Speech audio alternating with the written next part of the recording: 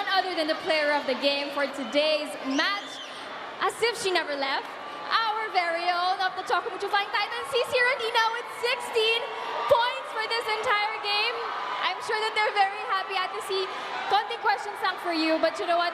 Kanina pinagkakwentuhan natin na nag-adjust ka for a few months and you're so happy to be back. Gaano ka kasaya ngayon na yung connection mo with Ea, with the rest of the Choco Mucho Flying Titans talagang nandyan? Ito ba the way you played, it's how you expected it to be? Una sa lahat, maraming salamat po sa lahat ng pumunta, lalo na sa mga Rubisco supporters.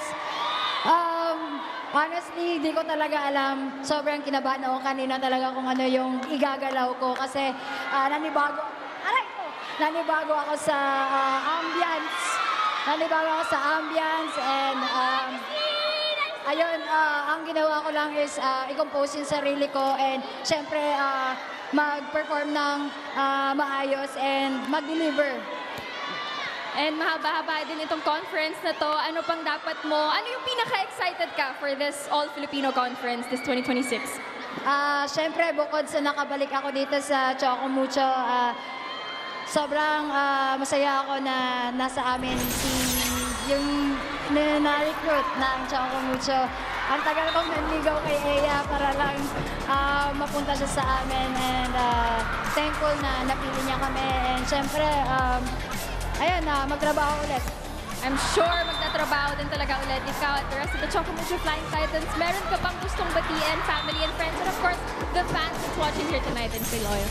Unang-una po sa lahat po ng mga Rubisco supporters, maraming salamat sa Rubisco Management, Sir Jonathan, Ma'am Lizanne, Sir Alan, and Sir Alan, Sir Eric, Sir Ronly, Ma'am